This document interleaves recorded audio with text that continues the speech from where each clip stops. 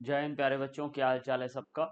और आज हम लोग लेके आ गए अपने फुल सिलेबस टेस्ट नंबर 38 का डिस्कशन। मैं यानी संजीव भाटिया आपको फर्स्ट 23 क्वेश्चन डिस्कस करूंगा। क्वेश्चन नंबर 46 से क्वेश्चन नंबर 68 तक। हमारे डॉक्टर SP सिंह सर के इस मिशन के साथ अब पढ़ने का अधिकार सबको, डॉक्टर बनने का अधिकार भी सबको। आइए बच्चों, स्टार्ट करते हैं आज का session.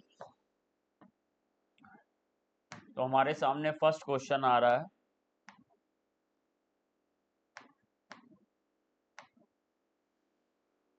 which one of the following compounds show the presence of intramolecular hydrogen bond।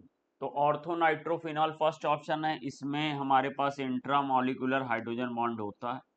ये देखिए, ये आपका मान लीजिए OH है और ये यहाँ पर हम लोग ने इसके साथ हाइड्रोजन बॉन्डिंग शो कर दी। ये है हमारा intramolecular hydrogen bonding. Para nitrophenol में नहीं होती, ऑर्थो नाइट्रोफिनॉल में होती है। ऑर्थो हाइड्रोक्सी बेंजल्डिहाइड यानी सेलिसल्डिहाइड में भी होती है। इन दोनों में हमारी इंट्रामोलिकुलर हाइड्रोजन बॉन्डिंग है, इसलिए ऑप्शन नंबर 4 सही होगा, first and third both. The correct option for free expansion of an ideal gas under adiabatic condition. अब एडियाबेटिक कंडीशन है तो Q इक्वल टू 0 होगा, और क्योंकि फ्रीली एक्सपेंशन हो रहा है तो W इक्वल टू 0 होगा। और जब W इक्वल टू 0 हो गया और Q इक्वल टू 0 है ही है, तो एडियाबेटिक प्रोसेस में जो डेल्टा U होती है वो W पे डिपेंड करती है। अगर W 0 है तो डेल्टा U भी 0 होगी, और जब डेल्टा U 0 हो जाएगी तो फिर टेम्परेचर में चेंज भी 0 आएगा। सो हमारा सही ऑप्शन हो जाएगा यहाँ पे third, Q equal to 0, delta T equal to 0 and W equal to 0। Next question की तरफ चलते हैं।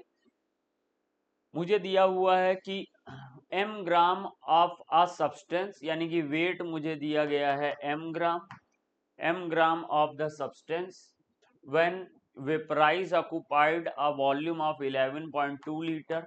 11.2 लीटर वॉल्यूम ऑक्यूपाइड कर रहा है STP पे, तो Vm हो जाएगा हमारा 22.4 लीटर।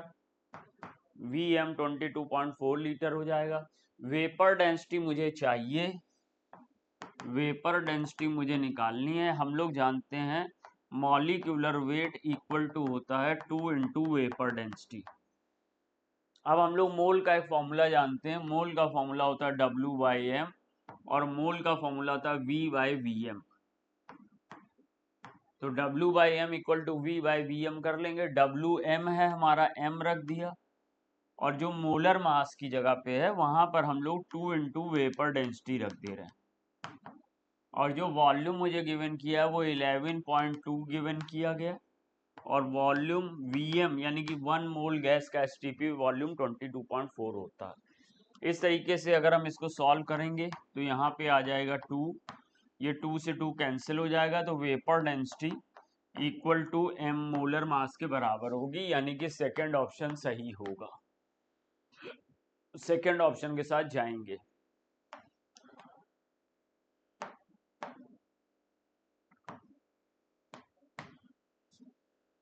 नेक्स्ट क्वेश्चन की तरफ चलते हैं। The correct order of bond angle हमें बताना है। तो बॉन्ड एंगल के लिए एक हमको NH2 माइनस दिया, एक NH3 दिया, एक NH4 प्लस दिया। तो NH4 प्लस में आप देखेंगे कि NH4 प्लस में हमको ये यहाँ पर NH4 प्लस में बना देता हूं, ये NH4 प्लस है, देखिए सर, और इसमें sp3 हाइब्रिडाइजेशन है बिना किसी लोन पेयर ऑफ इलेक्ट्रॉन के सेंट्रल एटम पे। तो इसका जो बॉन्ड एंगल है वो 109.5 डिग्री हो जाएगा। उसके बाद हम लोग लेके आते हैं NH3। जब NH3 को लेके आए तो NH3 में एक लोन पेयर ऑफ इलेक्ट्रॉन है सेंट्रल एटम पे, जो इस बॉन्ड एंगल को डिक्रीज करेगा और बॉन्ड एंगल नियर टू आ जाएगा 107 degree, because lone pair bond pair का रिपल्शन ज्यादा होता है बॉन्ड पेयर से। और इसके बाद हमारे पास आ जाएगा NH2 माइनस। अब NH2 माइनस में N पे माइनस चार्ज रख दिया है, इसके पास N के पास ऑलरेडी पहले 5 इलेक्ट्रॉन थे, अब 6 हो गए, तो 2 इसने शेयरिंग में लगाए और 2 लोन पेयर रह गए। अब इसका bond angle near to 105 degree हो जाएगा क्योंकि 2 लोन पेयर आ गए। इस तरीके से अमोनियम का सबसे ज्यादा, फिर NH3, फिर NH2 माइनस, यानी कि ऑप्शन नंबर सेकंड के साथ जाएंगे।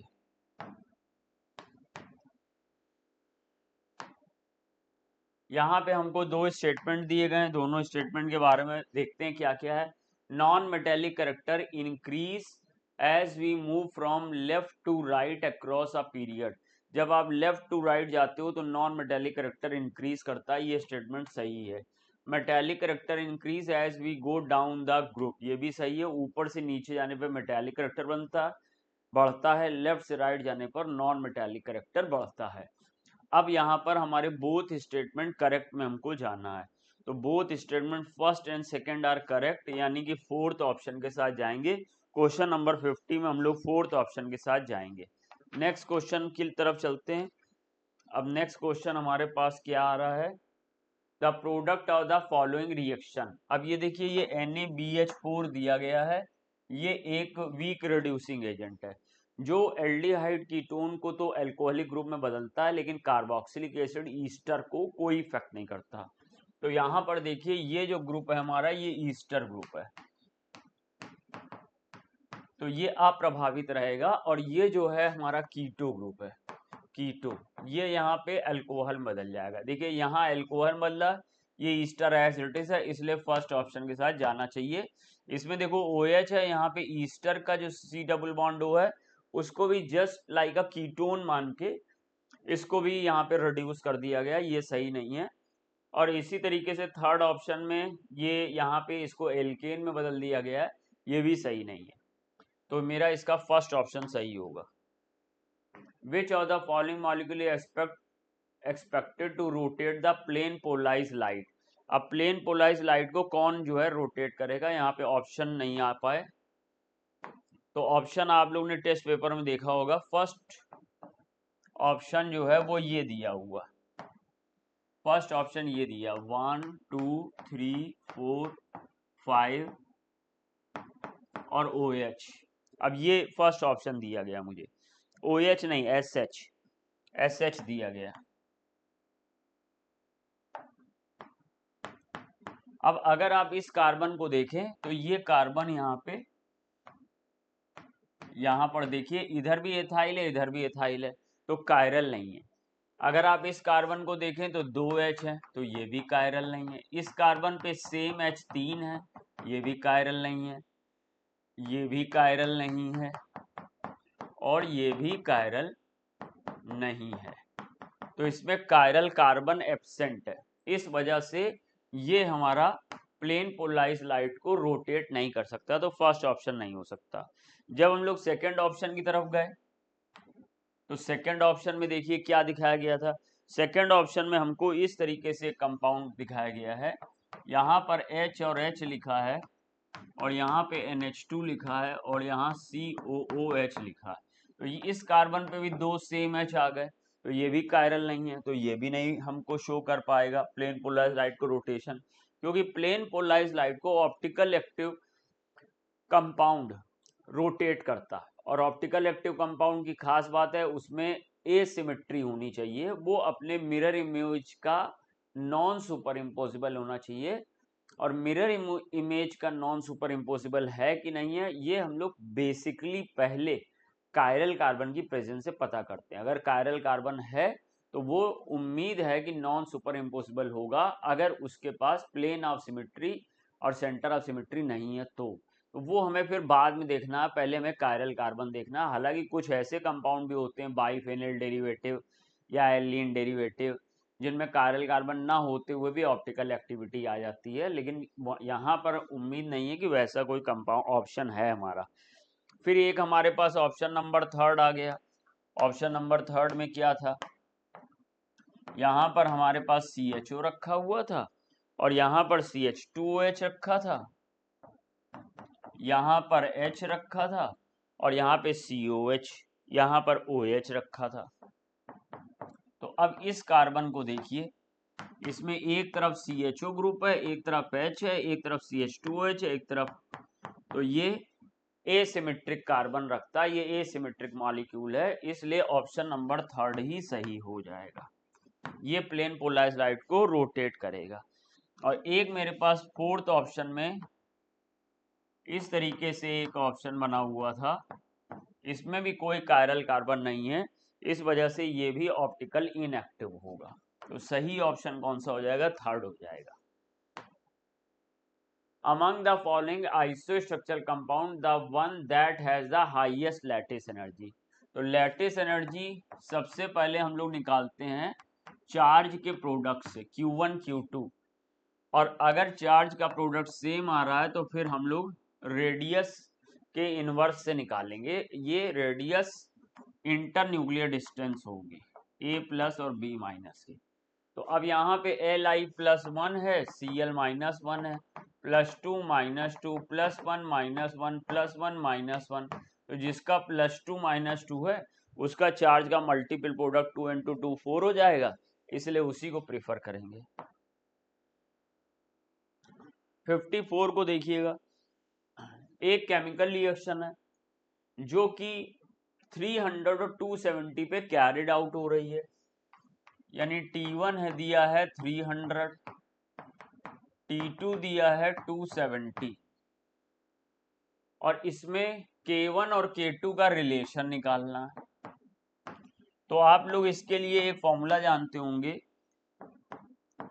K2/K1 = 2 की power T2 - T1/10।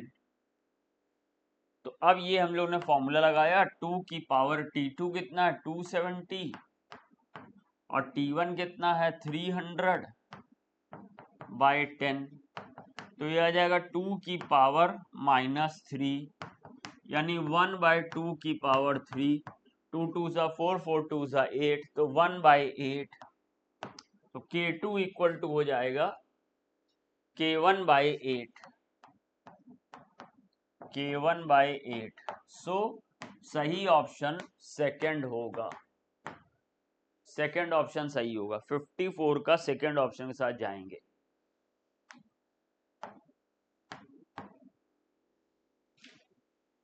SN2 reaction, the order of reactivity primary halide की ज्यादा, फिर सेकेंडरी, फिर टर्शियरी हैलाइड, सही ऑप्शन है। प्राइमरी में SN2 की स्पीड ज्यादा होती है, रेट ज्यादा होती है, और टर्शियरी में SN1 की रेट ज्यादा होती है।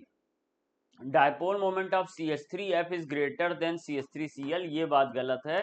वैसे तो फ्लोराइड के डायपोल मोमेंट मोर पोलैरिटी होने की वजह से ज्यादा होते हैं क्लोराइड ब्रोमाइड वगैरह से, लेकिन CH3F और CH3Cl में एक्सेप्शन लगता है ड्यू टू बॉन्ड लेंथ, तो इसमें CH3F से CH3Cl का ज्यादा होता है। इस वजह से statement first correct, statement second incorrect, second option के साथ जाएंगे। क्वेश्चन नंबर 55 में हम लोग जाएंगे सेकंड ऑप्शन के साथ। Question number 66, both BF3 and NF3 are covalent compound, BF3 is non polar but NF3 is polar. इसका रीजन क्या है? देखो भाई, BF3 सिमेट्रिकल शेप रखता है, BF3 सिमेट्रिकल शेप रखता है और इसके सारे वेक्टर एक दूसरे को न्यूट्रलाइज कर देते हैं, और सिमेट्रिकल शेप मतलब ट्रायगोनल प्लेनर शेप। लेकिन NF3 क्या करता है? पिरामिडल शेप रखता है, तो जो इसके वेक्टर हैं वो न्यूट्रलाइज नहीं हो पाते लोन पेयर वेक्टर से। तो NF3 पिरामिडल है, BF3 प्लेनर है, इस वजह से BF3 नॉन पोलर है और NF3 पोलर है। हम लोग जाएंगे सेकेंड ऑप्शन के साथ। एक रिएक्शन दी गई है, इस रिएक्शन में मुझे एंथैल्पी चेंज निकालना और द बॉन्ड एनर्जीज मुझे दी गई हैं। तो हम लोग इसके लिए फॉर्मूला जानते हैं। फॉर्मूला क्या होता है? Heat of the reaction equal to होगा total bond energy of reactant minus total bond energy of product. अब बच्चा देखिए, रिएक्टेंट में क्या है? सबसे पहले हाइड्रोजन है, तो बॉन्ड एनर्जी ऑफ हाइड्रोजन की आपको 1 मोल की रखनी है, प्लस C2H4 में C2H4 का ये स्ट्रक्चर होता, ये स्ट्रक्चर होता,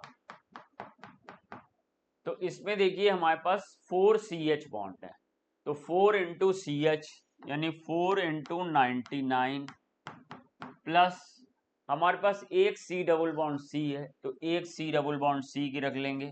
पहले चाहो तो हम पूरा लिख लेते हैं।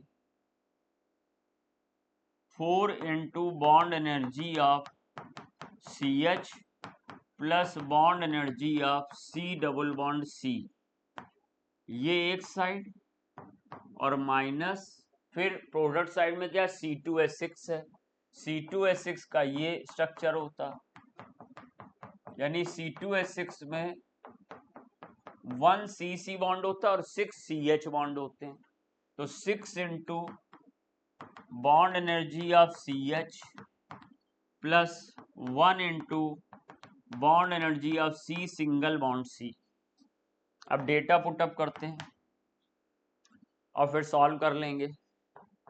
तो बॉन्ड एनर्जी ऑफ H2 कितना दिया गया है, बॉन्ड एनर्जी ऑफ H2 103, तो 103 रख लिया, plus 4 into bond energy of CH का 99 दिया गया है, 99 रख लिया, plus bond energy of C double bond C 145 है, तो 145 रख लिया, माइनस अब मेरे पास 6 इंटू CH, तो 6 इंटू 99 रख लिया। आप चाहें तो 99 कॉमन भी यहाँ कर सकते हैं साथ में लाके, और plus bond energy of C single bond C 80। तो अब ये मेरा कितना आ गया है, फटाफट कैलकुलेट कर लेते हैं। ये आ गया मेरा 103 प्लस 145, 644 आ गया, 644 माइनस ये मेरा कितना आया है, 6 इंटू 99 प्लस 80, 674। अब 674 में से 644 निकालिए, माइनस 30 आ जाएगा, माइनस 30 किलो कैलोरी पर मोल।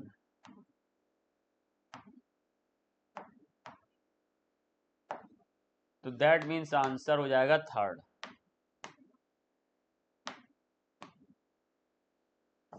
ऑप्शन हो जाएगा third, option third. Question number 57 का हम लोग थर्ड ऑप्शन के साथ जाएंगे। तो अब हम लोग देखेंगे क्वेश्चन नंबर 58। ये एक डिहाइड्रेशन की प्रॉब्लम है जिसमें कि मुझे एलिमिनेशन रिएक्शन को देखना। आइए इसको डिस्कस करते हैं। ये मान लीजिए मेरे पास एक पेंटागोनल रिंग है और इस पे ये लगा हुआ है CH2OH और ये लगा है CH3। अब इसका हम लोग यहाँ पर H प्लस की प्रेजेंस में इसको हीट करेंगे, तो पहले तो यहाँ पे वाटर रिलीज हो जाएगा, और जब वाटर रिलीज हो जाएगा तो ये CH2 प्लस बन जाएगा, ये CH2 प्लस बन जाएगा। और जब ये CH2 प्लस हमारा बन जाएगा, यहाँ से वाटर हम लोगों ने निकाल लिया, तो इसको स्टेबलाइज करने में ये 5 मेंबर रिंग है, इससे ज़्यादा 6 मेंबर रिंग स्टेबलाइज होगी। एक पॉसिबिलिटी तो ये है कि ये वाला H यहाँ पे चला जाए और हाइड्राइड शिफ्ट हो जाए, ये वाला H यहाँ से टूट जाए और हाइड्राइड शिफ्ट हो जाए, और जिससे कि ये 3 डिग्री कार्बोकैटायन बन जाए, और 3 डिग्री कार्बोकैटायन बनने के बाद यहाँ पर एलिमिनेशन हो जाए और 5 मेंबर रिंग में डबल बॉन्ड आ जाए। लेकिन यहाँ पर 5 मेंबर रिंग में डबल बॉन्ड में एक ही CH3 है, दूसरा CH3 नहीं है, तो ये पॉसिबिलिटी नहीं होगी। तो हम लोग रिंग एक्सपेंशन के लिए जाएंगे। तो जब ये रिंग एक्सपेंशन के लिए हम लोग जाएंगे यहाँ पे, तो रिंग एक्सपेंशन में ये वाला बॉन्ड ब्रेक होगा और ये इसको जाके यहाँ पे मिल जाएगा। इस तरीके से हमको 6 मेंबर रिंग मिल जाएगी। ये 6 मेंबर रिंग हमको मिल गई, और जब ये 6 मेंबर रिंग हमें मिल गई और कार्बोकैटायन हमारा यहाँ पे आ गया, अब सेटजेफ रूल के अकॉर्डिंग यहाँ पे हम लोग एलिमिनेशन करेंगे, तो ये वाला H एलिमिनेट होगा यहाँ से, और मुझे जो प्रोडक्ट मिल जाएगा वो ये प्रोडक्ट मिल जाएगा।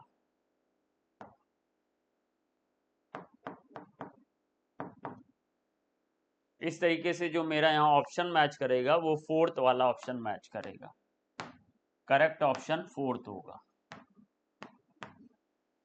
नेक्स्ट क्वेश्चन की तरफ चलते हैं।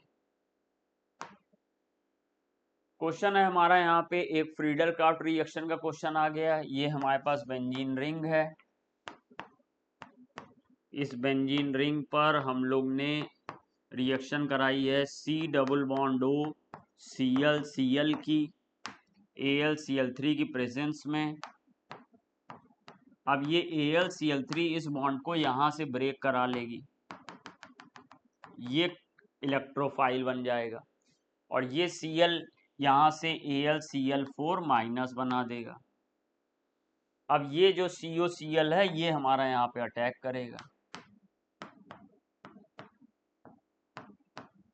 और इसमें हमारा यहाँ पे आ जाएगा C double bond O Cl, ये हमारा आ गया बेंजोइल क्लोराइड। अब C double bond O Cl benzoyl chloride आ गया है, तो हमको यहाँ पर देखना है कि हमारा कौन सा ऑप्शन सही है। C6H5COH C6H5COCl, और ये C6H5COCl करेक्ट हो रहा है। इसकी हम लोग ने आगे हाइड्रोलिसिस कर दी,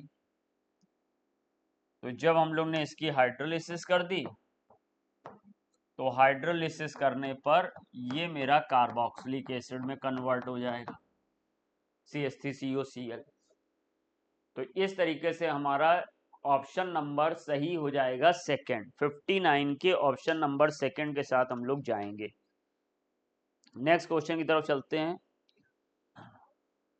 लेकिन यहाँ पर पहले हमसे y पूछा है और बाद में x पूछा है, तो पहले y करना है। तो ये हमारा y है और ये हमारा x है, तो x हमारा है CH3 C6H5COCl, तो ऑप्शन नंबर फर्स्ट करेक्ट होगा, ऑप्शन नंबर फर्स्ट के साथ जाएंगे।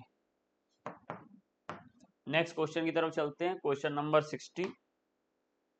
दो हमारे पास स्टेटमेंट है। In Cannizzaro reaction 1 molecule of the aldehyde is oxidise to alcohol. ये गलत हो गया, क्योंकि कैनिजारो रिएक्शन में अगर ऑक्सीडाइज होगा अल्कोहल में नहीं बदलेगा, बदलेगा कार्बोक्सिलेट में, सोडियम कार्बोक्सिलेट में। और other molecule reduce to carboxylic acid, reduce carboxylic acid में नहीं होगा, अल्कोहल में होगा।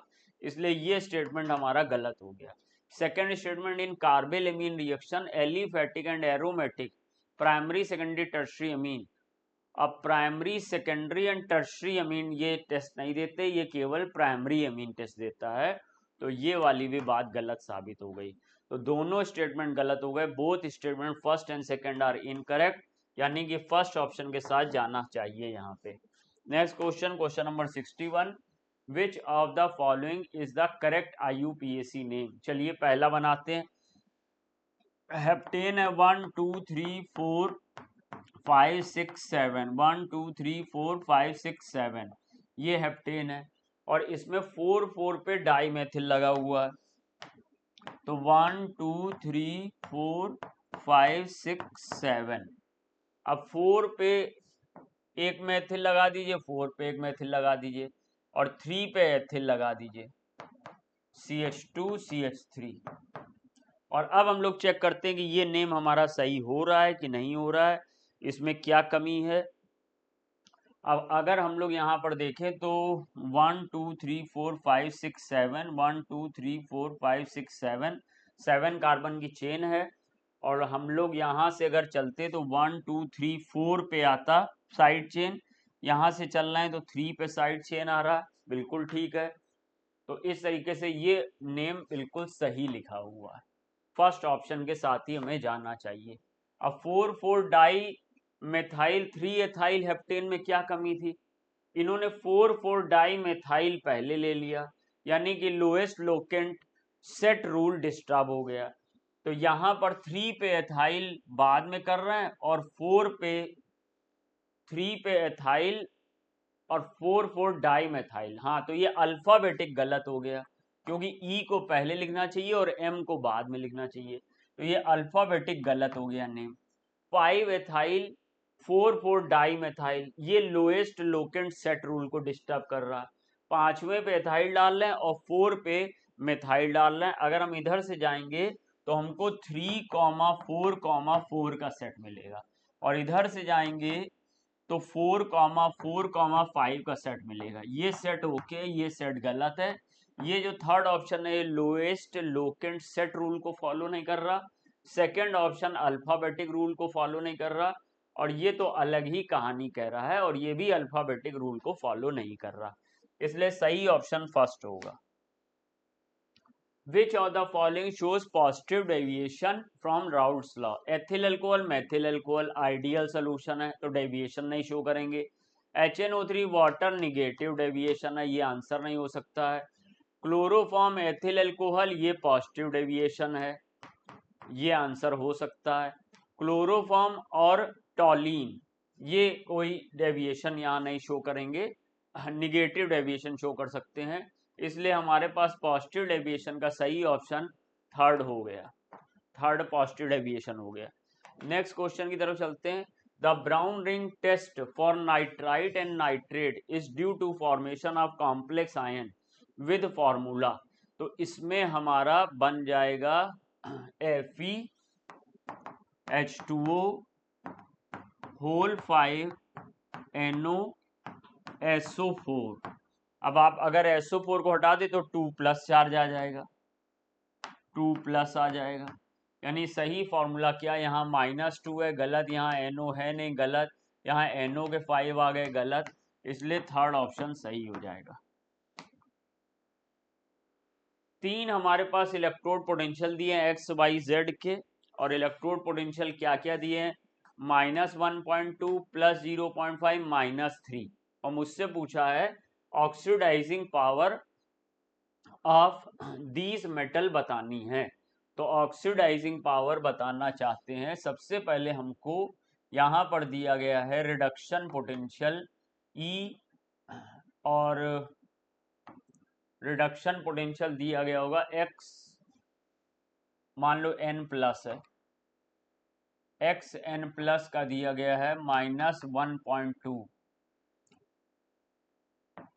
और इसका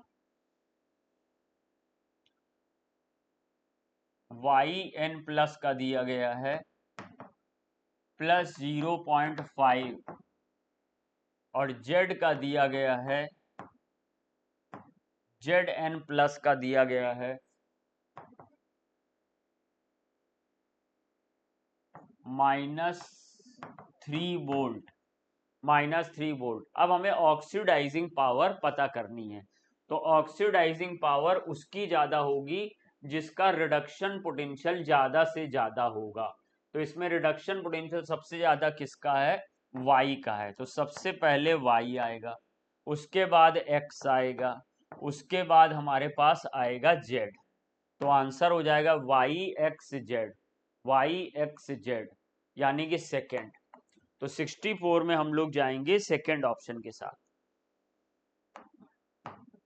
नेक्स्ट आ जाते हैं जिरकोनियम जिसका Z है 40, हाफनियम जिसका Z है 72 है similar atomic and ionic radius, और इसका रीजन होता है लेंथेनॉइड कॉन्ट्रैक्शन, इसलिए 65 के फोर्थ ऑप्शन के साथ हमको जाना चाहिए। नेक्स्ट ऑप्शन हमारे पास है, नेक्स्ट क्वेश्चन है the energy of an electron of 2p(y), energy of 2p(y), the energy of an electron of 2p(y), ये y थोड़ा बड़ा हो गया है, ऐसे होना चाहिए 2p(y) orbital is greater than 2px, गलत, क्योंकि इक्वल होती है 2px 2py 2pz की, ये डीजेनरेट ऑर्बिटल होती हैं, same as that of 2px and 2pz, third option के साथ जाएंगे। Official IUPAC name of atomic number 111, तो देखिए ये फर्स्ट को हम लोग करेंगे अन, फिर इसको करेंगे अन, फिर इसको करेंगे अन EM, अच्छा, यहाँ पे हमको IUPAC नेम बोल दिया, लेकिन कॉमन नेम हमको दे दिया। तो कॉमन नेम इसका हमारे पास 111 का होता है रोंटजीनियम। ये कॉपर, सिल्वर, गोल्ड के नीचे आता है रोंटजीनियम। तो ये हमारा 111 नंबर इसका रोंटजीनियम नाम होगा। 112 का नाम कोपरनीसियम होता है।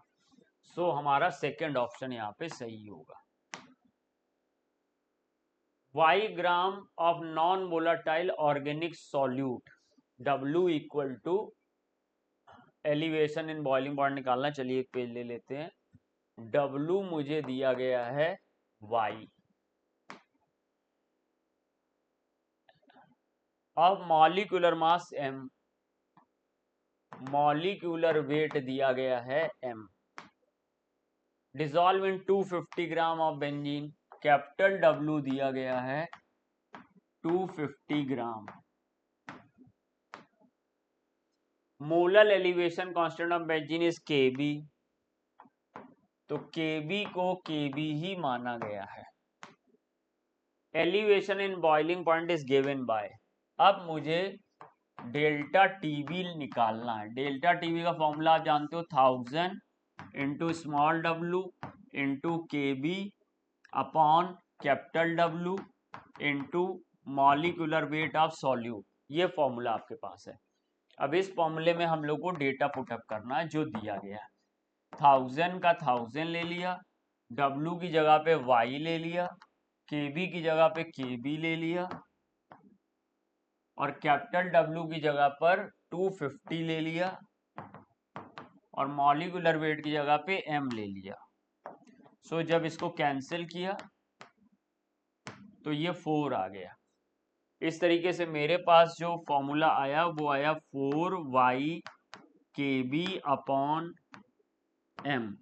अब 4y kb upon m, 4y kb upon m, यानी कि सेकंड ऑप्शन यहाँ पर सही होगा। क्वेश्चन नंबर 68 के सेकंड ऑप्शन के साथ जाएंगे। तो इस तरह से बेटा हमने अपने वाले पार्ट के क्वेश्चंस आपको डिस्कस किए। उम्मीद है आप समझ पाए होंगे। जय हिंद, जय भारत। जय हिंद बच्चों। तो उम्मीद है आपका पेपर बहुत ही अच्छा हुआ होगा, जो ऑनलाइन मोड में पेपर हुआ था।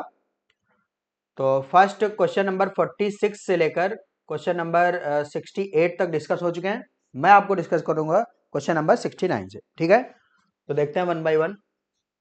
क्वेश्चन नंबर 69, चलिए यहां पर कहा गया कि द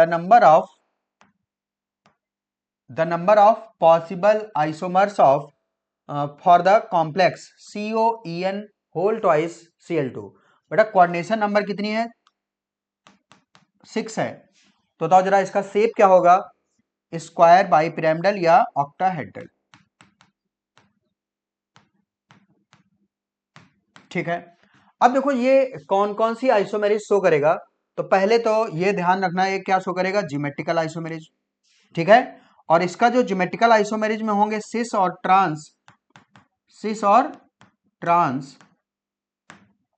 ट्रांस में प्लेन ऑफ सिमेट्री होती है बेटा, प्लेन ऑफ सिमेट्री है, इसलिए ऑप्टिकल आइसोमेरिज शो नहीं करते। लेकिन जो सिस है वो प्लेन ऑफ सिमेट्री नहीं होती, इसलिए ऑप्टिकल आइसोमेरिज भी शो करेगा। क्लियर है? तो देखो जरा करते हैं। मैंने यहां पर स्क्वायर बाइपिरामिडल CO ये,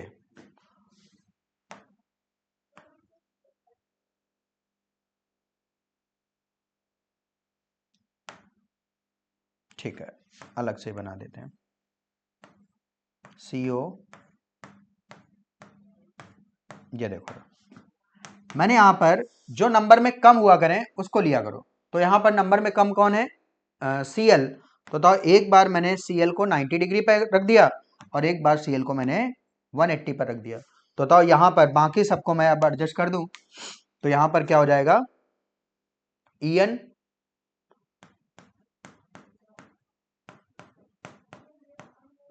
ये हो गया, और ये तो EN 2 हो गए और 2 Cl, और ऐसे यहां पर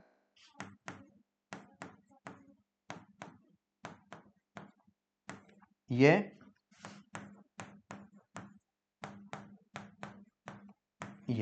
ठीक है। तो ये हो गए एक सिस और एक ट्रांस। तो ये हो गया बेटा सिस और ये हो गया इसका ट्रांसफॉर्म।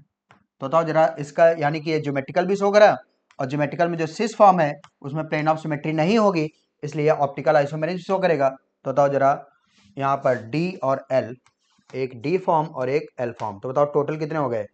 सिस का डीएल हो गया यानी 2 हो गए ये, और एक ट्रांस यानी टोटल आइसोमर कितने हो गए? 3। आंसर कौन सा हो जाएगा? सेकंड। नेक्स्ट क्वेश्चन, अगला क्वेश्चन है बेटा question number 70, predict the product C, यानी कि यहां पर हमें सी पूछा गया है। अब देखो जरा, तुमने यहां पर क्या कराया, एसिटिलीन की रिएक्शन 30% H2SO4 यानी dilute H2SO4 in the presence of HgSO4। तो बताओ जरा इसका हाइड्रेशन करा दें, तो CH ट्रिपल बॉन्ड CH, और वाटर का एडिशन कराओ जरा। वाटर का जब एडिशन कराएंगे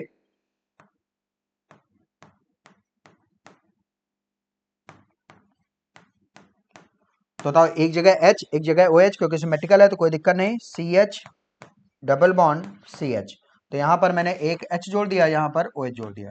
अब देखो जरा ये इनॉल है, ये तुरंत क्या कर जाएगा? टॉटोमराइज, और ये टॉटोमराइज होके H कहां जाएगा? थर्ड पोजीशन पे, double change into single, single change into double.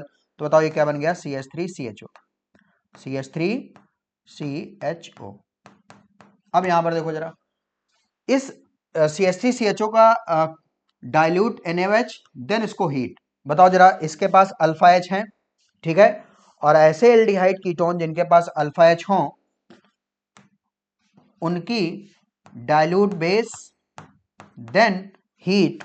तो बताओ यहां पर क्या बन जाएगा? Aldol condensation. तो ये कौन सी रिएक्शन होगी? एल्डोल कंडेंसेशन, ठीक है, क्योंकि अल्फा हाइड्रोजन है और डाइल्यूट बेस देन हीट कर रहे हैं, तो कंडेंसेशन प्रोडक्ट बनेगा। और कंडेंसेशन प्रोडक्ट बनाने के लिए हम लोग क्या करेंगे? 2 मॉलिक्यूल ले लेते हैं, न्यूक्लियोफिलिक एडिशन देन इलिमिनेशन। ये क्या कर दे? वाटर निकाल दें, ये H2 और O निकाल दे। तो बताओ जरा क्या बन गया? CH3 CH double bond CH CHO, ये प्रोडक्ट बन गया। आंसर कौन सा हो जाएगा? सेकंड। क्लियर बेटा? तो बात समझ में आई? तो ये रिएक्शन कौन सी है? Aldol condensation. Next question, question number 71, ठीक, क्वेश्चन नंबर 71। यहां पर आईपीएसी नेम पूछा जा रहा है, CuCl whole twice CH3NH2 whole twice. ये एक ये न्यूट्रल कॉम्प्लेक्स है बेटा, ठीक है। यहां पर कॉपर कौन सा ऑक्सीडेशन नंबर? +2, क्योंकि यहां पर X -2, एक क्लोरीन का -1 तो 2 क्लोरीन का -2, और ये न्यूट्रल है, ये 0। तो बताओ ये जोड़ के कितना आएगा? X बराबर +2, ठीक है। तो ये हो गया कॉपर +2। अब देखो जरा, पहले हम लोग कॉम्प्लेक्स का नाम लिखते समय सबसे पहले हम लोग लिगैंड का नाम लिखते हैं अल्फाबेटिकल ऑर्डर। तो क्लोरो का C, और ये मेथिल अमीन, मेथिल अमीन में क्या आया? M आया। अब देखो जरा, यहां पर इसके नंबर कितने हैं? 2। तो बताओ पहले मैं क्या लिखूंगा? डाइक्लोरो, डाइक्लोरो, डाइक्लोरो 2 जगह है, ठीक है। इसके बाद मैं अब यहां पर डाई लिखूं या बिस लिखूं? डाई लिखूं इसके लिए या बिस लिखें? तो बेटा आंसर क्या है? बिस। रीजन क्या है इसका बिस लिखने का? कि ऐसे ऑर्गेनिक जो लिगैंड जो कॉम्प्लेक्स होते हैं उनके नाम नंबर को बताने के लिए हम लोग बिस ट्रिस यूज करते हैं। लेकिन ये बेटा सिंपल है, क्योंकि इसके नाम में मेथिल अमीन है और ये सिंपल ऑर्गेनिक लिगैंड है, तो यहां पर कॉम्प्लेक्स तो है नहीं, लेकिन फिर भी हम लोग बिस यूज करेंगे। उसका रीजन क्या है कि देखो जरा, अगर आपने ये लिख दिया, ये ठीक है, मान लीजिए मैंने लिख दिया dimethyl amine, dimethyl amine, तो ये बेटा इस तरह भी तो हो सकता है, CH3 होल ट्वाइस NH। तो यहां पर कहीं डाई मिथाइल अमीन लिखने से ये समझ में ना जाए, समझ में आ रही बात। तो इसमें डिफरेंस रखने के लिए मैंने डाई ना यूज करके क्या यूज किया है, बिस। बात समझ में आई। तो देखो जरा, बिस बिस मेथिल अमीन, बिस मेथिल अमीन कॉपर सेकेंड, आंसर कौन सा हो जाएगा बेटा, सेकेंड। क्लियर हो गया बेटा। यहां पर मैंने सिंपल ऑर्गेनिक लिगैंड होते हुए भी मैंने यहां पर डाई यूज नहीं किया, क्योंकि अगर डाई यूज कर देते तो कंफ्यूजन हो जाता। मेथिल अमीन और डाई मेथिल अमीन का मतलब ये हो जाता है। बात समझ में आ रही, ठीक। अगला क्वेश्चन, क्वेश्चन नंबर 72 कह रहे हैं कि यहां पर for the reaction twice NO2 gives 2NO plus O2, ठीक है। इसके लिए Kc दे रहे हैं, R दे रहे हैं, और कह रहे हैं Kp और Kc are compared at 184 degree centigrade, it is found that. तो कंपेयर कर लें जरा, देखो जरा, Kp बराबर Kc, Kp बराबर Kc RT की पावर डेल्टा Ng, ये है। अब देखो जरा कौन बड़ा होगा, Kp बड़ा होगा Kc, ये पता चलता है डेल्टा Ng से। अब देखो जरा डेल्टा Ng क्या है इस रिएक्शन के लिए, डेल्टा Ng प्रोडक्ट के गैसेस मोल, यानी 2 और 1 3, माइनस रिएक्टेंट के गैसेस मोल 2, ये क्या आ गया 1, ठीक है। अब देखो जरा डेल्टा Ng पॉजिटिव है, और डेल्टा Ng पॉजिटिव अगर है, डेल्टा Ng पॉजिटिव है, ठीक है, ग्रेटर देन 0, तो बताओ जरा Kp बड़ा होगा किससे, Kc से। अगर डेल्टा Ng पॉजिटिव है तो Kp बड़ा होगा Kc से, और अगर डेल्टा Ng 0 आ जाए तो Kp और Kc क्या होंगे, बराबर। तो यहां पर देखो जरा डेल्टा Ng पॉजिटिव यानी Kp बड़ा होगा Kc से, तो Kp is greater than Kc, answer कौन सा हो जाएगा, first. Next question, question number 73 which of the following salt will give lowest pH. कह रहे हैं कि यहां पर किस सॉल्ट का जो पीएच है वो लोएस्ट होगा, ठीक है। यहां देखो जरा, चलिए सबकी पीएच लिख लें। ये बेटा स्ट्रॉन्ग एसिड स्ट्रॉन्ग बेस का सॉल्ट है, स्ट्रॉन्ग एसिड स्ट्रॉन्ग बेस का सॉल्ट है, तो पीएच कितनी होती है बेटा, 7। ये भी स्ट्रॉन्ग एसिड स्ट्रॉन्ग बेस का सॉल्ट है, तो पीएच कितनी होगी, 7। यहां देखो जरा, ये स्ट्रॉन्ग बेस वीक एसिड, तो बताओ यहां पर वीक एसिड हो गया और स्ट्रॉन्ग बेस का सॉल्ट है, और स्ट्रॉन्ग बेस का सॉल्ट है तो पीएच मोर देन 7 होगी, पीएच मोर देन 7 होगी। ये कॉपर सल्फेट, तो ये क्या है बेटा, स्ट्रॉन्ग एसिड वीक बेस का सॉल्ट है, स्ट्रॉन्ग एसिड वीक बेस का सॉल्ट है, तो ये हो जाएगा पीएच लेस देन 7। तो बताओ जरा लेस देन 7, ये 7, ये मोर देन 7, तो बताओ लोएस्ट पीएच किसकी हो जाएगी, आंसर हो जाएगा कौन सा, 4th। क्लियर बेटा।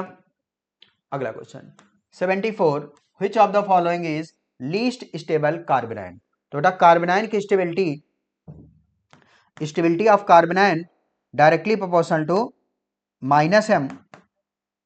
-i inversely proportional to +m +i, ठीक है। चेक कर लेते हैं।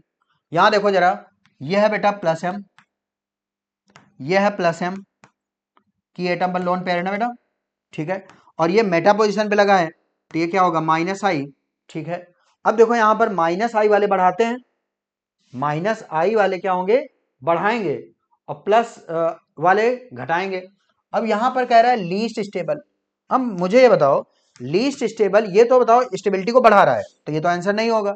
यहां पर कोई बढ़ाने वाला कोई घटाने वाला नहीं है, यहां दोनों में क्या हो रहे हैं, घटाने वाले हैं। अब देखो जरा, घटाने वाले हैं तो स्टेबिलिटी इन्हीं में से दो की किसी की लिस्ट होगी। तो बताओ जरा, +m डिस्टेंस पर डिपेंड करता नहीं, +m डिस्टेंस पर डिपेंड नहीं करता, यानी कि जितना +m यहां लग रहा है उतना +m यहां लग रहा है, इसका मतलब हम लोग +m से आंसर नहीं दे पाएंगे। क्लियर है। अब हम लोग आंसर देंगे किससे, -i से। क्लियर है। तो OCH3 एक फंक्शनल ग्रुप है, तो ये -i, यहां पर भी क्या होगा, -i।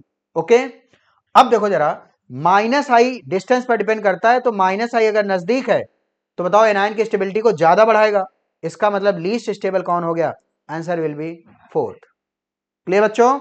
चलिए नेक्स्ट क्वेश्चन, अगला नेक्स्ट क्वेश्चन है बेटा क्वेश्चन नंबर 75 कह रहे हैं कि 20 ml 0.1 मोलर H3BO3 यानी बोरिक एसिड सोल्यूशन है ऑन कंप्लीट न्यूट्रलाइजेशन। तो हम लोग H3BO3 ले रहे हैं और इसका कंप्लीट न्यूट्रलाइजेशन करा रहे हैं किससे, रिक्वायर्ड 40 ml NaOH। तो बताओ जरा कंप्लीट न्यूट्रलाइजेशन के लिए ग्राम इक्विवेलेंट क्या होना चाहिए, बराबर, यानी N1V1 बराबर N2V2।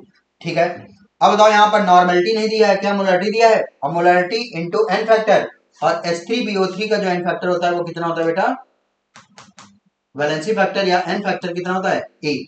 ठीक है, अब देखो जरा, तो 0.1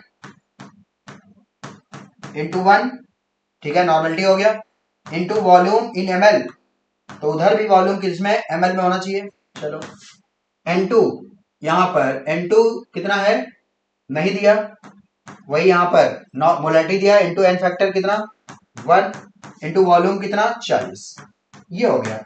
अब बताओ यहां पर पूछा गया है x मोलर, तो x की वैल्यू बताना है, तो बहुत आसान है, 20 दूनी 40, तो x बराबर क्या हो गया, x बराबर 0.1/2, 0.1/2। तो ये देखो जरा, मैं इसको लिख लूं 10 इंटू 10⁻²/2, तो कितना हो जाएगा, अच्छा 5 इंटू 10⁻²। अब देखो लेकिन वहां पर इस तरह को कोई ऑप्शन नहीं है, तो आंसर क्या हो जाएगा, 0.05, 0.05। अगला question, question number 76, the factor which changes equilibrium constant of the reaction. ठीक है, the factor which changes equilibrium constant. अच्छा, इक्विलिब्रियम कांस्टेंट को ओनली और ओनली कौन डिपेंड, जो इक्विलिब्रियम कांस्टेंट केवल किस बात पर डिपेंड करता है, टेम्परेचर पर। आंसर कौन सा हो जाएगा, टी। लेकिन अगर हम लोग इक्विलिब्रियम शिफ्ट कौन कर सकता है, फॉरवर्ड रिवर्स, तो ये कोई भी चेंज कर सकता है, प्रेशर कर सकता है, रिएक्टेंट की कंसंट्रेशन चेंज कर सकता है, कैटलिस्ट फॉरवर्ड बैकवर्ड जो है इक्विलिब्रियम को नहीं ले जाता है। ठीक है, इक्विलिब्रियम का इफेक्ट, क्योंकि जितना फॉरवर्ड ले जाएगा उतना बैकवर्ड ले जाएगा, यानी इक्विलिब्रियम शिफ्ट कैटलिस्ट से नहीं होता। ठीक है, तो यहां पर तो कैटलिस्ट तो बिल्कुल बात सही ही नहीं है। ठीक है, चलो अगला question, question number 76, arrange the following compounds in the decreasing order of reactivity towards electrophilic substitution। ESR की रिएक्टिविटी के लिए डिक्रीजिंग ऑर्डर, तो देखो जरा, ESR बेंजीन रिंग अगर है तो कौन सी रिएक्शन देगा वो, ESR, और ESR की reactivity directly proportional to plus effect, inversely proportional to minus effect. ठीक है, अब चेक कर लेते हैं, यह है प्लस H, ये माइनस M, ये प्लस M, और इसका डोमिनेटिंग इफेक्ट माइनस आई। तो बताओ जरा कौन इस ESR की रिएक्टिविटी को बढ़ाएगा, तो सबसे ज्यादा कौन, 4 1 2 3, 4 1 2 3, answer will be second. Clear है, ये प्लस M है तो सबसे ज्यादा बढ़ाएगा, ये प्लस H है उससे कम बढ़ाएगा। अब ये दोनों घटाने वाले, लेकिन माइनस आई कम घटाएगा, ये ज्यादा घटाएगा, तो सबसे पीछे कौन हो जाएगा, third. Next question, question number 78, Which of the following order of acidic state। बेटा ये क्लियर ही है, सबको याद होना चाहिए, सबसे ज्यादा एसिडिक कौन हो जाएगा, कार्बोक्सिलिक एसिड, उससे कम वाटर, उससे कम अल्कोहल। ठीक है, अल्कोहल, और यहां पर HCH, HCH, अच्छा ये triple bond CH, triple bond CH, ये एसिटिलीन, तो ये हो जाएगा। ठीक है, चलो इसको एक बार प्रूव भी करते हैं। बेटा अगर एसिडिक स्टेट चेक करना है तो सबसे H+ निकाल दें, एनायन H+ निकाल दें, एनायन H+ निकाल दें, एनायन, और H+ निकाल दें, एनायन।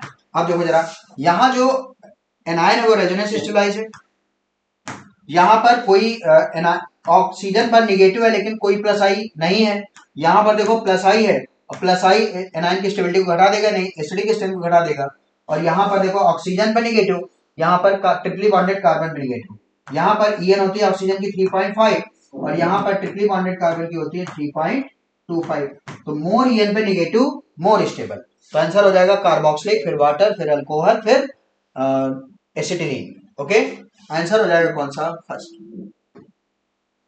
अगला question, question number 79, calculate the mole fraction of the solute in 1 molar aqua solution. बेटा यहाँ पर मोलरिटी दिया है और मोल फ्रैक्शन ऑफ सॉल्यूट, तो बेटा मोल फ्रैक्शन ऑफ सॉल्यूट का डायरेक्ट फॉर्मूला आपको याद रखना है, मोलरिटी अपॉन में molarity plus 1000 divide by molecular weight, और वो भी मॉलिक्यूलर वेट किसका? सॉल्वेंट का। ये बहुत ही फेमस क्वेश्चन है और ये आपको याद हो जाना चाहिए, ठीक है फॉर्मूला। अब देखो जरा, मोलरिटी कितनी है बेटा? 1, फिर से मोलरिटी 1 और ये 1000 डिवाइड बाई, और मॉलिक्यूलर वेट यहाँ पर क्या दिया है? एक्वा सोल्यूशन यानी सॉल्वेंट क्या है? वाटर, यानी 18। और ये देखो जरा, 1000 डिवाइड बाई 18 की वैल्यू होती है 50.55, 55.55 और एक जोड़ देंगे तो कितना हो जाएगा? 56.55, 56.55। अब देखो जरा, इसको सॉल्व करेंगे, ये आंसर आ जाएगा कितना? 0.0177। अगला क्वेश्चन,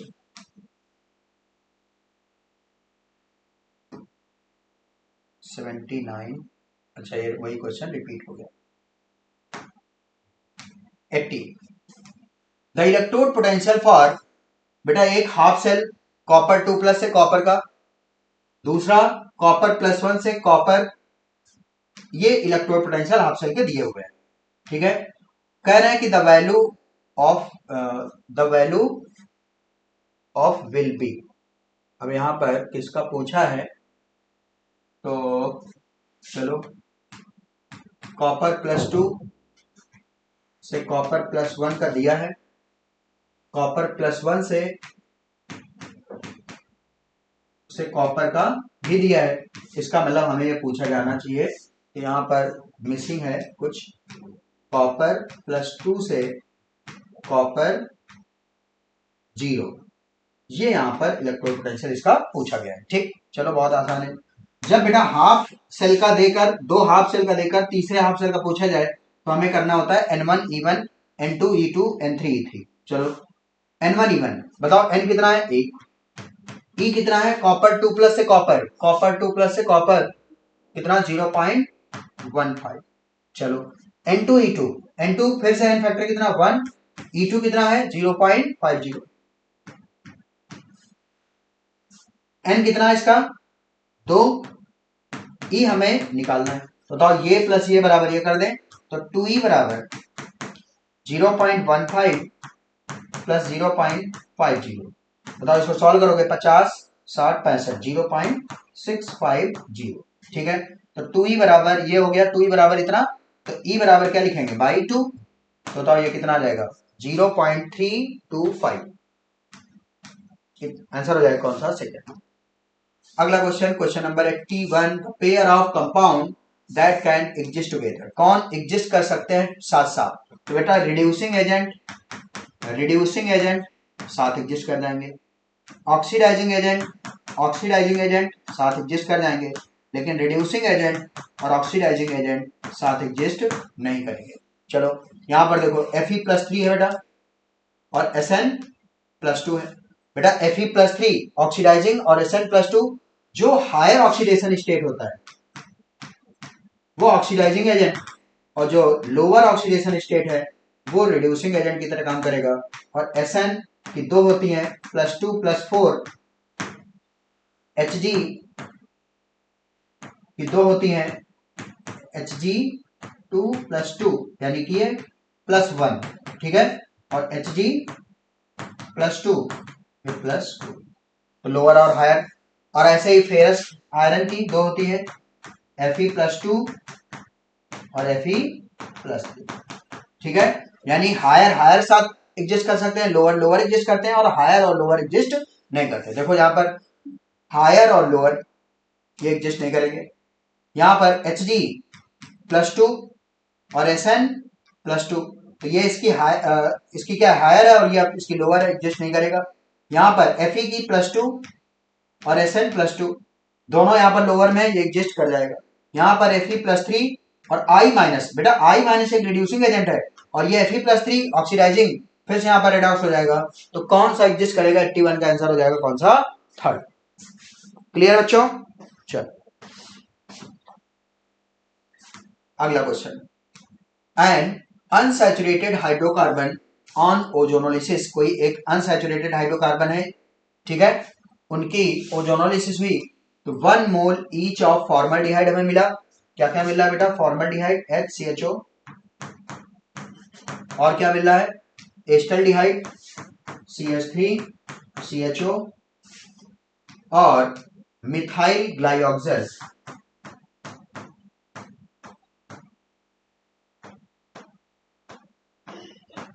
ये है CHO। बट यहां पर अगर मैं H हटा के ये मिथाइल लगा दूं, ये मिथाइल ग्लाइऑक्सल। अब देखो जरा, मैं एक एक का प्रोडक्ट बनाना स्टार्ट करूं और देख लेंगे किस में बन रहा है। तो ऑप्शन, इस तरह के क्वेश्चन को ऑप्शन से करा करिए। देखिए, ये मैंने ओजोनोलिसिस करा दिया, तो देखो यहां पर क्या क्या मिल रहा है। फॉर्मल्डिहाइड HCHO, दूसरा CHO ग्लाइऑक्सल, और ये CH3CHO। तो बेटा CH3CHO मिल रहा है, HCHO मिल रहा है, लेकिन ग्लाइऑक्सल, बट हमें क्या चाहिए? मिथाइल ग्लाइऑक्सल। तो ये आंसर नहीं होगा। यहां देखो जरा, OO, तो CH3CHO मिल रहा है, यहां ग्लाइऑक्सल मिल रहा है, बट हमें क्या चाहिए? मिथाइल ग्लाइऑक्सल, और ये CH3CHO। इसका मतलब ये आंसर नहीं है। OO, देखो जरा, CH3CHO, ठीक है। यहां पर देखो जरा, अब यहां पर मिल जाएगा CH3COCHO, ये मिथाइल ग्लाइऑक्सल मिल गया और ये फॉर्मल्डिहाइड मिल गया। आंसर कौन सा हो जाएगा? थर्ड। नेक्स्ट क्वेश्चन है बेटा क्वेश्चन नंबर 83। यहां पर कह रहे हैं कि एक फ्लास्क है, उसमें कलरलेस N2O4 गैस है, N2O4 गैस, ये कलरलेस है, ओके। जब इसको हीट करते हैं तो ये डिकम्पोज हो जाता है किसमें? ट्वाइस NO, और ये रेडिश ब्राउन गैस है, ठीक है। अब देखो कह रहे हैं यहां पर at equilibrium when the flask is heated, तो जब इक्विलिब्रियम पर फ्लास्क को हीट करते हैं तो ये जो ब्राउन कलर है वो डीप होता जा रहा है, यानी गहरा होता जा रहा है, और कूल करते हैं तो डीप कलर जो है हल्का होता जा रहा है। बात समझ में आ रही? यानी कि अगर हीट करेंगे तो रिएक्शन फॉरवर्ड जा रही, तब ये ब्राउन कलर गहरा होता जाएगा, और अगर कूल करेंगे तो रिएक्शन बैक आती जा रही है, यानी कि ब्राउन कलर हल्का होता जाएगा। ये लिखा हुआ है, ठीक है। तो कह रहे हैं कि इनकरेक्ट स्टेटमेंट इस ऑब्जर्वेशन के लिए क्या होगा? तो मुझे बताओ जरा, अगर मैं इसको हीट कर रहा हूं तो रिएक्शन फॉरवर्ड जा रही, यानी डेल्टा H क्या है? पॉजिटिव। डेल्टा H पॉजिटिव है, इंडोथर्मिक है। डेल्टा H पॉजिटिव यानी इंडोथर्मिक रिएक्शन, ठीक है। और इस रिएक्शन के लिए डेल्टा Ng क्या है? 0 है, और डेल्टा Ng 0 है, तो बताओ जरा डेल्टा H और डेल्टा E क्या होंगे? बराबर, क्योंकि डेल्टा H बराबर delta E plus delta NgRT, और डेल्टा Ng 0 हो गया तो डेल्टा H और डेल्टा E क्या होंगे? 0, यानी इनका डिफरेंस कितना होगा? 0 होगा। चलो स्टार्ट करते हैं। The delta H for the reaction is positive, बिल्कुल बात सही है, एंडोथर्मिक है, तो सही है, और हमें क्या चाहिए? इनकरेक्ट, ठीक। पैरामैग्नेटिज्म इंक्रीजेस ऑन हीटिंग, बेटा ये जो NO2 है वो पैरामैग्नेटिक होती है और ये डायामैग्नेटिक, ठीक है। तो अगर हीट करेंगे तो पैरामैग्नेटिज्म इंक्रीज होगा, पैरामैग्नेटिज्म इंक्रीजेस ऑन हीटिंग, बिल्कुल बात सही है, ये भी सही है, ये भी सही है। The delta H minus delta U at 100 degree centigrade is equal to, ना बेटा डेल्टा H और डेल्टा U का डिफरेंस 0 होगा, तो यही गलत हो गया। Dimerisation is reduced on heating, तो कह रहे हैं कि अगर हीटिंग करेंगे तो डायमराइजेशन क्या होगा? रिड्यूस होगा, बिल्कुल सही है। अगर हीटिंग करेंगे तो रिएक्शन फॉरवर्ड जाएगी, यानी डायमराइजेशन इधर से इधर है, डायमराइजेशन, ठीक है, यानी इधर से इधर जाना डिसोसिएशन है, तो ये बिल्कुल बात सही है। इसका मतलब आंसर कौन सा होगा? क्योंकि इनकरेक्ट पूछा है, आंसर विल बी थर्ड।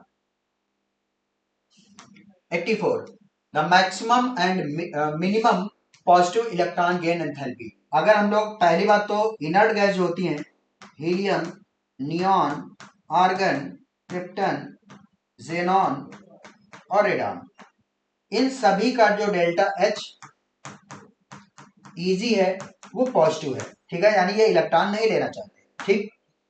अब देखो जरा, लेकिन अगर हम लोग बोले मैक्सिमम पॉजिटिव और मिनिमम पॉजिटिव, तो इसका जो है मैक्सिमम पॉजिटिव है, मैक्सिमम पॉजिटिव है डेल्टा H इजी, और इसका जो है मिनिमम है delta H easy, minimum positive है डेल्टा H इजी, तो आंसर कौन सा हो जाएगा? पहले हमें क्या पूछ रहा है? मैक्सिमम यानी नियॉन, फिर हीलियम, तो आंसर कौन सा हो जाएगा? 4।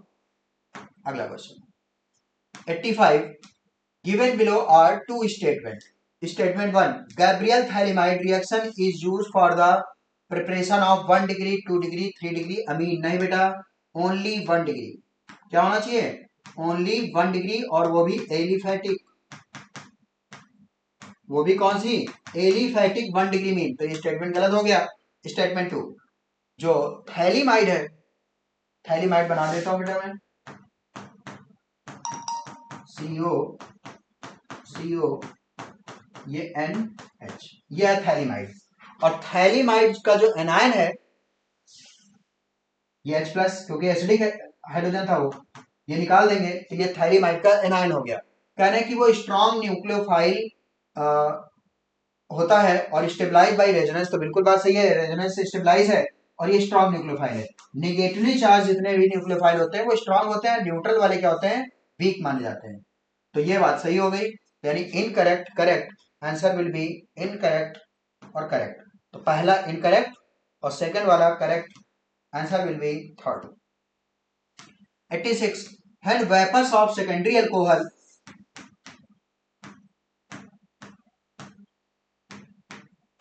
1 डिग्री अल्कोहल, 2 डिग्री अल्कोहल और ये 3 डिग्री अल्कोहल, कह रहा है कि इसको कॉपर 300, तो बेटा 300 डिग्री सेंटीग्रेड, यही तो 573 केल्विन बोलो या 300 डिग्री सेंटीग्रेड, तो कॉपर 300 से रिएक्ट कराएं तो यहां पर देखो प्रोडक्ट क्या बनते हैं?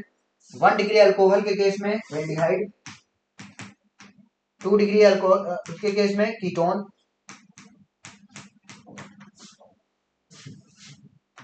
कीटोन, और 3 डिग्री अल्कोहल के केस में एल्कीन का फॉर्मेशन होता है।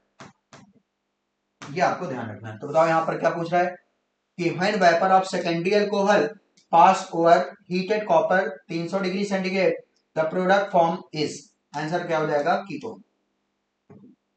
अगला क्वेश्चन है 87, ये स्पेक्ट्रोकेमिकल सीरीज पर बेस्ड है। तो स्पेक्ट्रोकेमिकल सीरीज में बेटा कौन कौन से लिगेंड स्ट्रांग है, कौन से वीक है? तो सबसे ज्यादा कौन स्ट्रांग है बेटा? साइनाइड, एम्बीडेंटेड लिगेंड साइनाइड, ठीक है। उससे कम है NO2, ठीक, उससे कम ऑक्जिलेट और उससे कम हैलोजन। तो यहां पर ये गड़बड़ कर दिया, CnNO2, ये गड़बड़ कर दिया, CnNO2 ऑक्जिलेट। अच्छा सही तो है, यहां पर फ्लोरो फिर क्लोरो है, ओके बिल्कुल बात सही है। देखो जरा, हैलोजन में सबसे अच्छा कौन? फ्लोरो फिर क्लोरो फिर ब्रोमो, और उससे सबसे पीछे क्या है? आयोडो, ठीक है। तो ये बिल्कुल बात सही है, सबसे पीछे कौन जाएगा? क्लोरो, फिर उससे अच्छा फ्लोरो, फिर उससे अच्छा ऑक्जिलेट, उससे ज्यादा NO2 माइनस, फिर Cn, और सबसे आगे कौन होता है? CO, ठीक है। आंसर कौन सा हो जाएगा? फर्स्ट, ठीक। 88, which of the following compounds can form a deuterion? बेटा deuterion कौन फॉर्म करते हैं? अमाइनो एसिड, अमाइनो एसिड, और यहां पर जो ग्लाइसिन है वो है अमाइनो एसिड, ठीक है। एक नाम है और बता दे रहा हूं, सल्फानिलिक एसिड भी किस फॉर्म में एग्जिस्ट करता है? ज्यूटरआयन फॉर्म में। वो इस तरह से होता है बेटा, सल्फानिलिक एसिड, ये NH2 एनिलीन हो गया, और यहां पर SO3H लगा दे, ये एसिड और ये बेस, तो ये H ले लेगा, तो बताओ ये क्या बन जाएगा? NH3 प्लस और ये SO3 माइनस, ये ज्यूटरआयन फॉर्म में एग्जिस्ट करता है, ठीक है। अगला question 89, in the following reaction the major product form is. तो यहां पर देखो जरा, क्लोरोफॉर्म विद NaOH, और ठीक है फिनॉल की रिएक्शन है, तो बताओ जरा ये क्या जनरेट करते हैं? डाइक्लोरोकार्बिन, और डाइक्लोरोकार्बिन एक इलेक्ट्रोफाइल है, ये प्लस M और ये प्लस H, तो किसके अकॉर्डिंग जुड़ेगा? इसके अकॉर्डिंग, आर्थो पैरा पर, पैरा इसकी फुल है, तो बताओ यहाँ पर CH डाइक्लोरोकार्बिन आर्थो पोजिशन पर अटैक करेगा और क्या बन जाएगा? CHCl2। इसके बाद NaOH से OH आएगा और Cl हट जाएगा, तो इसका मतलब कौन सा ग्रुप जनरेट हो जाएगा? एल्डिहाइड। तो आर्थो पोजीशन पर एल्डिहाइड ग्रुप आ जाएगा एक। यहां पर देखो दो दो लगा दिया, ये गड़बड़ है, और एक पोजीशन पर और एक आर्थो पोजीशन पर एल्डिहाइड ग्रुप लग जाएगा। आंसर कौन सा हो जाएगा? S। आंसर होगा कौन सा? 4। ठीक है, ये वही वाली रिएक्शन है बेटा, फिनॉल की रिएक्शन जब हम लोग कराते थे CH Cl3 और एक्वस NaOH। ठीक है, तो यहां पर क्या बन जाता था, सैलिसल्डिहाइड। चलो, इसी का नाम था रीमर टीमैन रिएक्शन। तो ये हो गया 89। Last question 90, which reaction is not a redox? कौन सी रिडॉक्स नहीं है बेटा? यहां देखो जरा, रिडॉक्स का मतलब होता है ऑक्सीडेशन भी और रिडक्शन साथ साथ हो, तो उसको बोलते हैं रिडॉक्स। यहां देखो जरा, जिंक से जिंक +2 ऑक्सीडेशन, कॉपर 2+ से कॉपर रिडक्शन, यहां पर KClO3, तो यहां पर बेटा +5 है, ये 0 है, ये 0 है और ये +5 है। तो देखो क्लोरीन +5 से 0 रिडक्शन, 0 से +5 ऑक्सीडेशन, यहां देखो जरा 0 से +1 ऑक्सीडेशन और ये 0 से -1 रिडक्शन। तो ये सब रिडॉक्स है ऊपर वाली तीनों। यहां देखो जरा, बैरियम +2 यहां पर भी था, बैरियम +2 यहां पर भी है।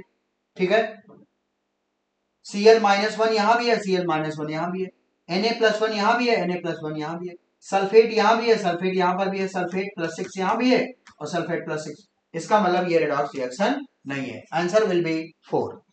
क्लियर बच्चों? तो इस तरह से पूरा पेपर डिस्कशन हो गया आपका। ठीक है, थैंक यू सो मच।